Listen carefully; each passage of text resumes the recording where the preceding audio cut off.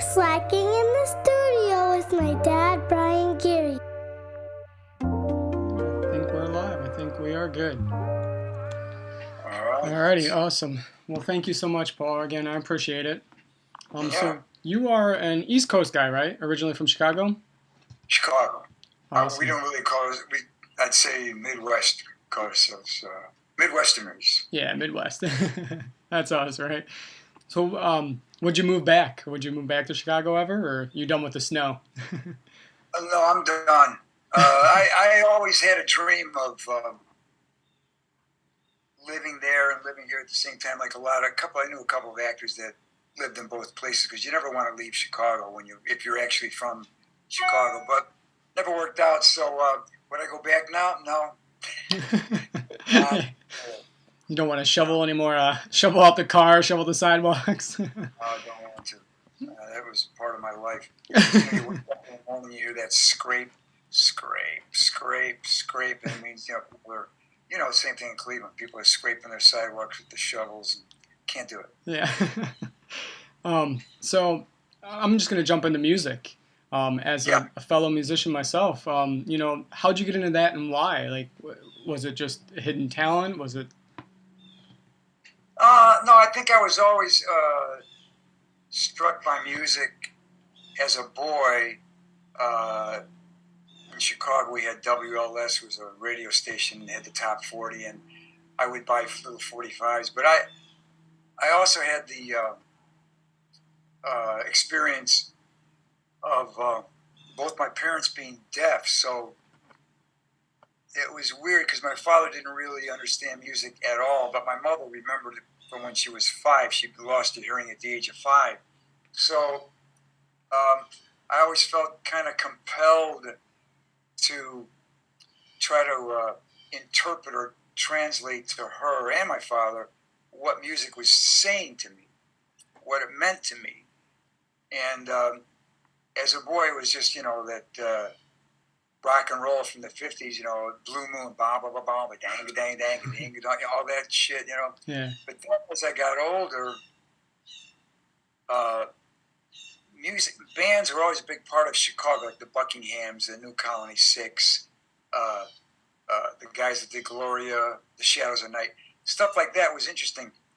But then I went to Vietnam in 69. When I came back, music took on a whole other layer of meaningful anti-war. What are we doing here? What's going on? Asking questions. The Buffalo Springfield. Just things like that. So I always felt kind of compelled to explain to my mother what music was actually talking about.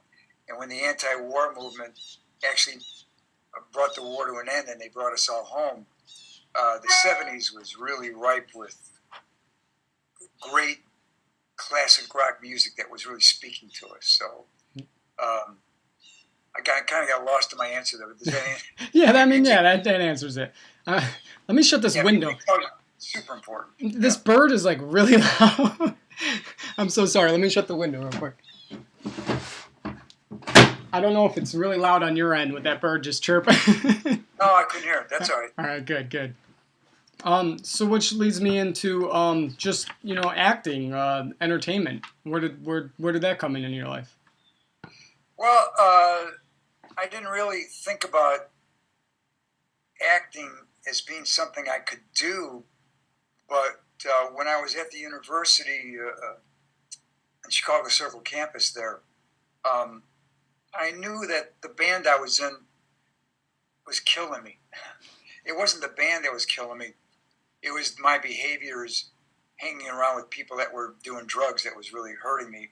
And I thought, I got to get out of this. And I saw there was a theater there, and I poked my head in and saw these guys doing these acting classes, which I thought was intriguing.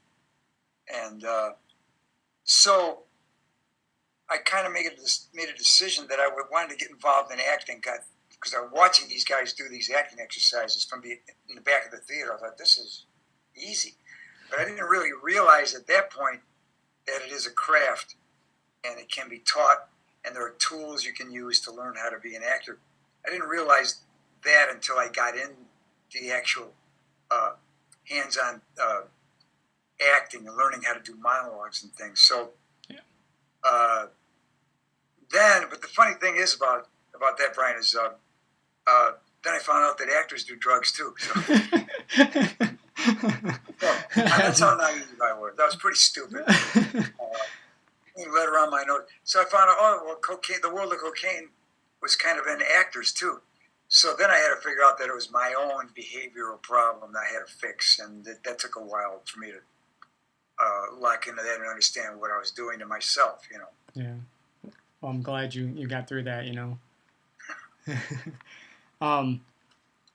You know, you seem really calm and collected.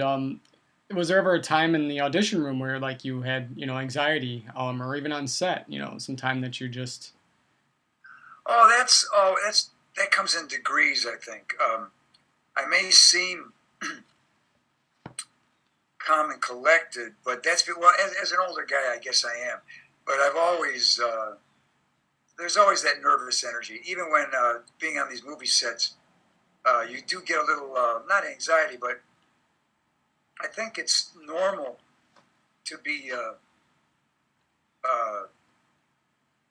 excited, and you have to channel that into your performance. So, yeah, I've always had a certain amount of nervous energy, but now it's when I look back at myself, I realize that I was always trying to please somebody to get this part or to be this or be that. What do you want me to do? I'll be that. And now it's kind of morphed into what I wish I had known years ago, which is just to be more of myself. Always. I didn't know that I should have just delved into that or hooked into being more of what I already am. I was trying to, what do you need? I'll do this. I'll cut my hair. I'll do this. Whatever I have to do. Now, I don't care so much about that. It's just trying to hook into what I am already and building on that. God, if I'd have known that 20 years ago, things might have been different because I would have been a little bit calmer. But I think as a younger guy moving out to Los Angeles,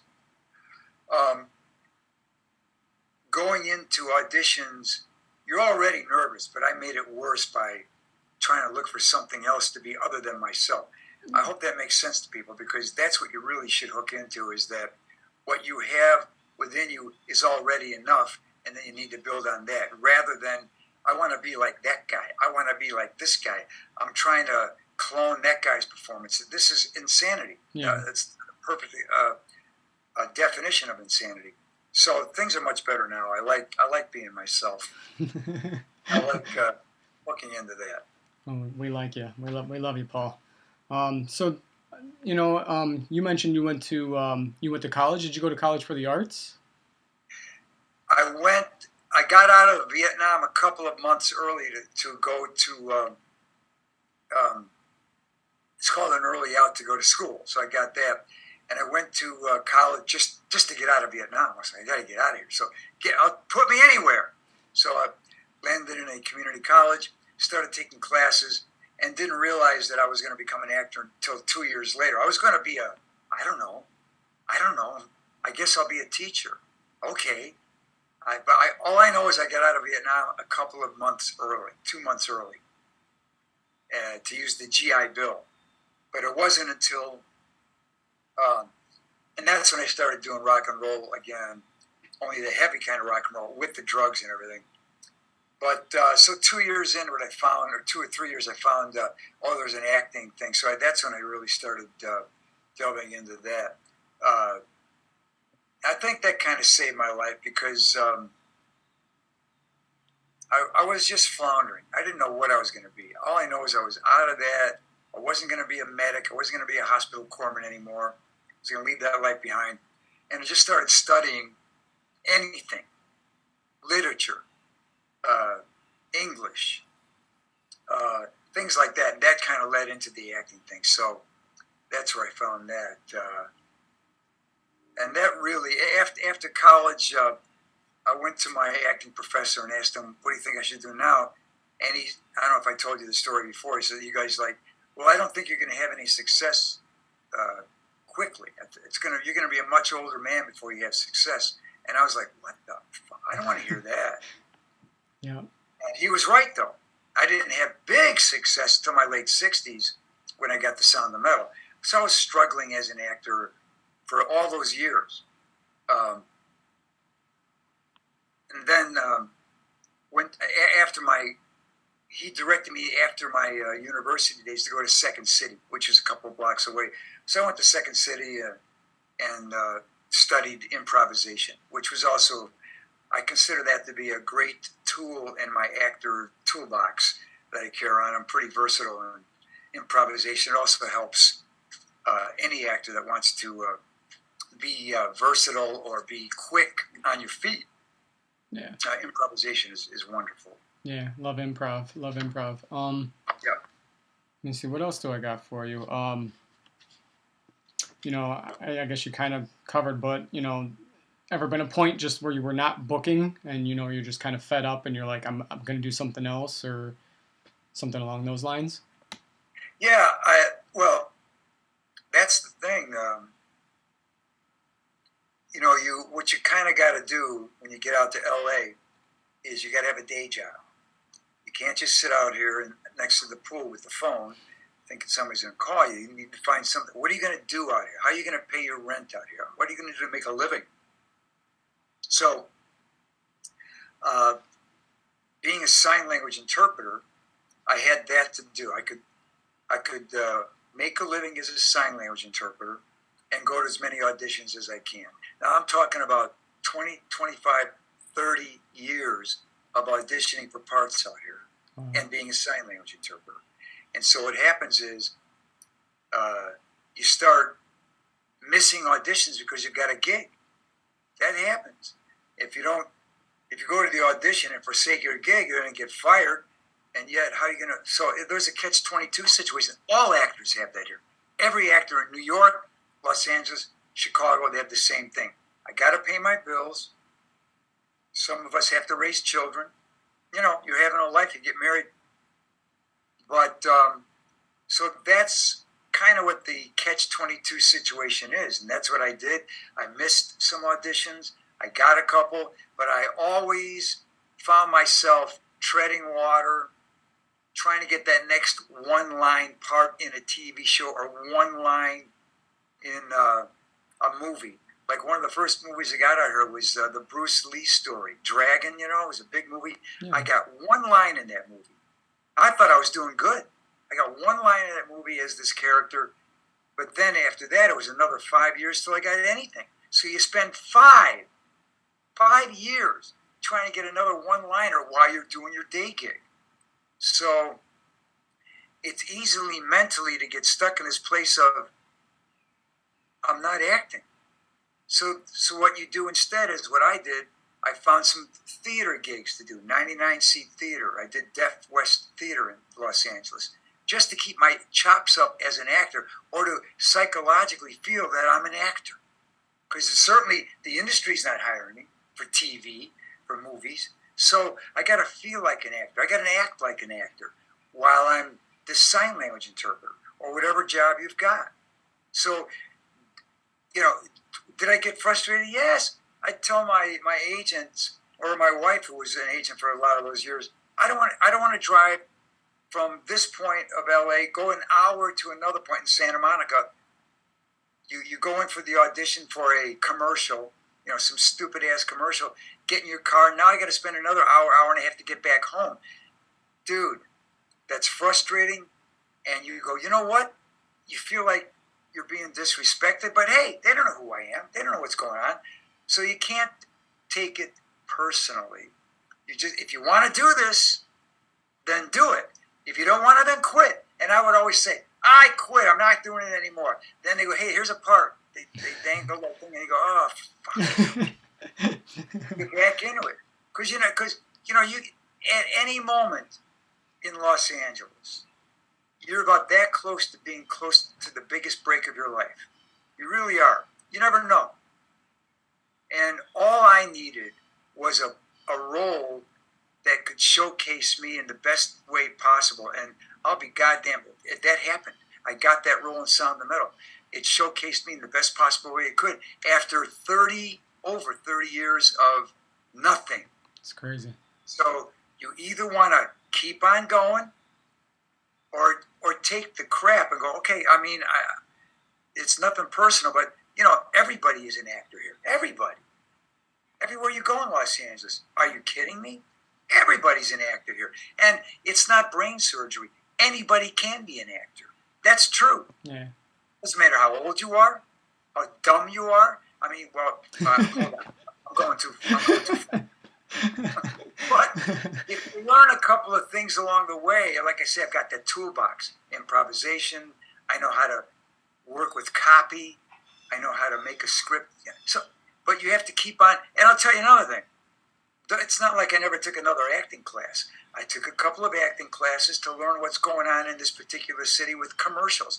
Everybody wants to get a commercial. Who doesn't want a Verizon commercial? That could pay your rent for a year, you know? So it's kind of cutthroat out here. But I always had in mind that I am an actor's actor. I know about the profession, or I know about the craft of acting. I've met enough guys. I've met enough teachers and directors where I know enough to make that work. So you can never stop.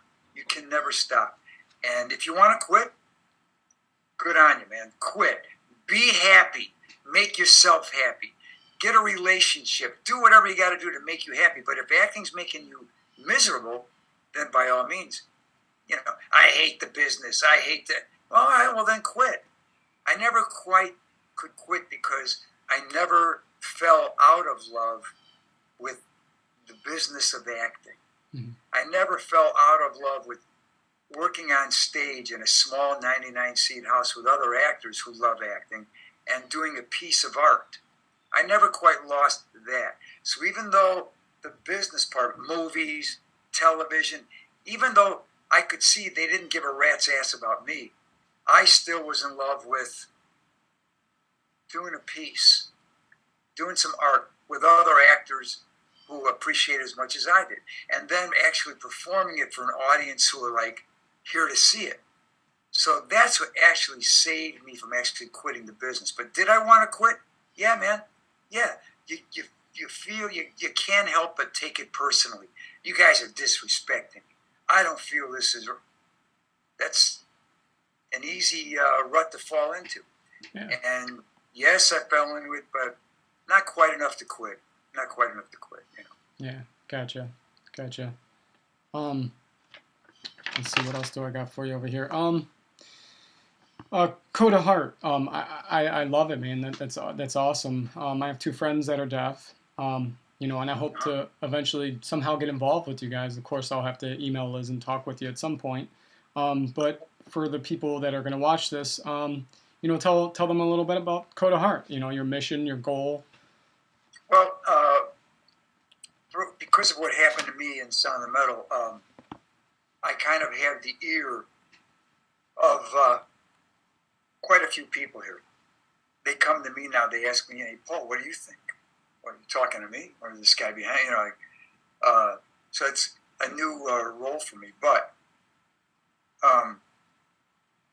because I do have the ear of some people in the industry, my wife and I started CODA HEART, which is a production company, and the idea is to bring more work to other abilitied actors. And when I say that, I mean deaf, blind, wheelchair access is a big thing on my list.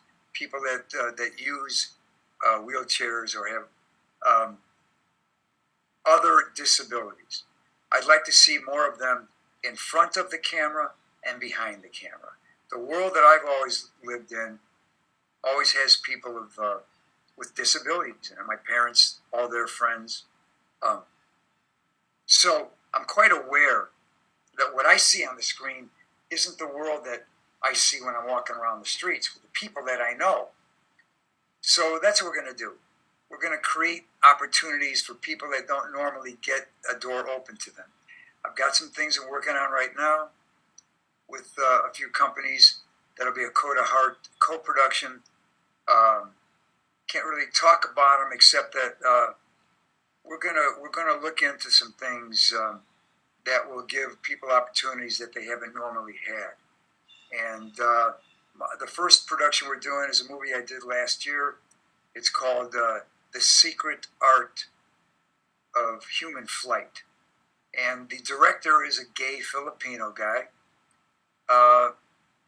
He's not disabled, but this guy has not been given many chances where he comes from. So he's the guy that's directing this movie, and we're going to kind of build on it from there. Yeah, so nice. hopefully we're going to see CODA HEART doing a lot more things in the future. Yeah, I'm excited for you, man. That's awesome. That pulls on the heartstrings. Let's throw some fun ones at you. Well, first, do you want to plug anything else that you currently are working on? Any shows you're playing? Well, we just opened up. I just got back from Toronto. We did the Toronto International Film Festival. That's cool. And we just opened up Butcher's Crossing, which is the new Nicolas Cage movie. It's a Western. So I can talk about that. That's I love the movie. It's all about the extinction of the buffalo during the 1800s, where our government, sanctioned buffalo hunters to go out and kill as many buffalo as they possibly could, hoping that would diminish the Native American tribes that lived off of the buffalo. That was their way of living. So it's called Butcher's Crossing. I highly recommend and support this movie. It's an anti-Western, anti-hero movie. Nothing like you've ever seen, with John Wayne and Roy Rogers with the shoot 'em ups and everything. Yeah. This is going to make you. It's ugly, the ugly truth of how they almost made the buffalo extinct. But it's a beautifully shot movie, and the story that should be told. That's one. I got on Mother's Day of next year. The movie I did with Jennifer Lopez will be opening up on Mother's Day for Netflix. It's called The Mother. They're working on that now. I have two other movies that'll be coming out next year at Sundance Film Festival, and really can't talk about those yet. But one thing I do have will be HBO Max. I just filmed Perry Mason Season 2, and that'll be out probably next year. I'm very excited about that. I cannot talk too much about that one. It's okay. But the cool thing is, I got so many things going on. I'm very busy. People are knocking on my door. My life has changed dramatically for the better, and so now I'm living the life, Brian. I'm It's awesome. living the dream, and people want to know what I'm doing. They want to ask me if I want to be involved. It's great. It's great. It's great to be me. It's awesome. The energy, that's what drew me in, man. Like I told Liz, your wife. I was like, you're humble, you're down to earth, you're punk rock. I love it, man. And I'm happy for you. I'm happy that all these things are working out for you. Well, speaking of that, I mean, that's what this Saturday. Well, today's Friday. Tomorrow night we've got a gig out in Orange County. My band, Hands of Doom. It's a Black Sabbath tribute band, and we're doing a gig tomorrow night at the place called the world famous Doll Hut, which is actually just a it's a down in the weeds, down in the gutter hard rock bar. That's I cool. can't wait to play it. So we're playing that tomorrow night, and so that's fun. I as much as anything, I love the greatest gig in the world is what Mick Jagger's been doing for 40, 45 years. Being a front man for a rock band is unbelievable. That's the best gig in the world. So I do the Ozzy singing in this band, and I love it. We do an hour and a half of the first 8 Black Sabbath albums. That's cool. Those are the ones with Ozzy. So besides all the movies and everything, I still like to get back to what I call my roots. And what's funny about it is when I left it originally to become an actor and found out they do cocaine everywhere, now I'm doing this band cocaine-free.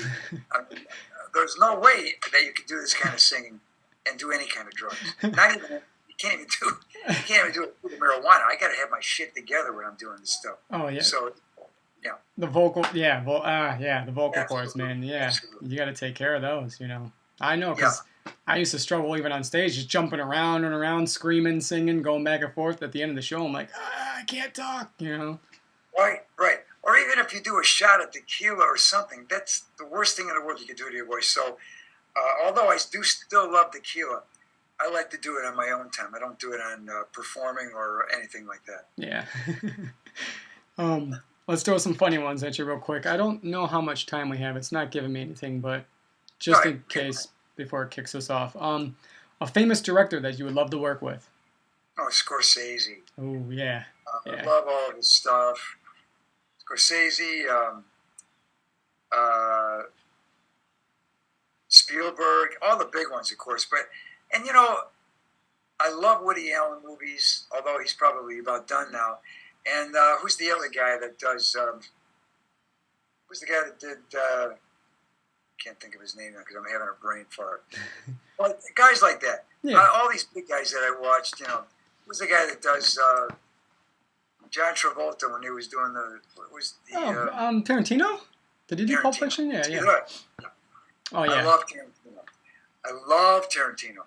So I would love to be involved with that. But hey, you know, what I'm working with mostly now, which is funny, like to get these young directors that are like in their 20s or 30s that have their shit together. Like a guy that just called me recently. He wrote a movie that I just did with him. These are young guys. It's called Sing Sing. And it's about a guy who brought a acting program to the prison of Sing Sing in upper state New York. And all this guy did, it's a true story, brought an acting program into the prison, and no therapy, no self-wear, anything like that, just teaching a bunch of hardened criminals who have been in this prison for 30, 33 years, some of them, and teach them how to be an actor, and then put on a production for the population. Now, I've already shot this movie, and now this isn't Scorsese. These are two young guys in their early 30s who had an idea that appealed to me. They decided to call me up one day and go, "Are you interested?" Hell yeah, I'm interested. That's cool. So would I like to work with Scorsese? Yeah. But when I get these young bucks that call me up with a great idea and I see some of the work that they've done and they look like they've got their stuff together, I said yes to it. So that one's already in the can. That's one of them that's going to be probably opening up at Sundance next year. Wow. So as much as I say, well, I'd like to work with this guy and this guy, you know, there's a lot of young guys out there that know what they're doing and had the balls to call me directly or call my wife and say, hey, is he interested? Well, hell yes. So that can happen. Oh, yeah. And so now we did this movie, and so I love doing stuff like when I did HBO Max, I'm able to do a big piece and be comfortable so that I can go and do some art with some guys that don't have any money. So that's kind of where I'm kind of playing that game right now. I gotcha. It's a funny thing you mentioned Nick Cage. I reached out to his agent. I wrote a little script, a short, and I kind of was building it into a feature. And they said Nick liked it, but they said unfortunately he had other commitments to do at the time. So. But that's what you got to do. See, that's an idea, because you know what? He will do anything. Oh yeah. But he does anything. and just like this movie, Butcher's Crossing. He did this, and this is a guy who did documentaries. This is his first feature, so he will. So you did a good, smart thing doing that, because he just as well could have said yes. Yeah, yeah. Even my mentor, Larry Hankin, I shot him. We were bouncing scripts back and forth, and he was like, "Yeah, I'll do this movie with you," and then we just couldn't. The timing didn't work out. Long story short, we became friends, and he was kind of my inspiration to do this whole podcast thing, because I interviewed him and another friend. But long story short, yeah. So it's cool how how things work out and things come together. You know. There's the lesson, you know. And same thing with the one I was telling about, the Filipino gay guy that directed the Secret Art of Human Flight. They reached out to me on a whim to see if I would be interested, and I said yes. I read the script, and we ended up co-producing that with them. But they were like, he'll never do it, but we're going to ask him anyway. Well, you don't know that a guy's never going to do it. If you can get in there, get the guy to read it, anything can happen. So that's 2 productions I've done that people call me and go, he's not going to do it, but I did it, you know. And at the same time, then I fly off and do Jennifer Lopez's movie. So I'm trying to do both ends of the spectrum so that I can do a really good piece that nobody had thought had a prayer. Yeah, that's so cool. That's cool, man. I love it. It says we have about 8 minutes left, so let's throw a funny one at you. Do you eat pizza, and what's your favorite kind of pizza? Yeah, I do. Except now at this age, I've kind of like stopped eating the crust and stuff. And I'm from Chicago. In Chicago, we have really great pizza places. So I love going back there every once in a while and getting pizza. I will eat it. But LA has got some pretty shitty pizza, so I don't eat it that much here. What I'll do is I'll eat the cheese off of it and just be very sparing with it. But do I eat it? Yeah. But I go for the thin crust stuff because, you know, at this age, man, I can't afford it. I'm trying to watch my girlish figure. You know what I mean? Right. Oh, that's funny, man. Well, yeah, I love it, man. Thank you for doing this. You know, thank you so much. My pleasure. My pleasure. It's glad to be. When you said you're from Cleveland, I know you're a real person. Well, thank you. Salt of the earth. Pretty close to Chicago. Yeah, pretty close. Almost there, right? Yeah, you got some wonderful things, man. I'm happy for you. Keep kicking ass, and you know, hopefully next time I'm in LA, maybe I can treat you and Liz to dinner or something. You know, hopefully I see you around. Man, you never know. I appreciate you, Brian. I really do. Yeah, appreciate it, man, and keep rocking on. And yeah, everybody, check out your stuff. Check out that band too. Hands of Doom. Hands of Doom, baby. All right. We'll see you. Thanks, Brian. You're welcome. Cool. Bye. Appreciate you, man.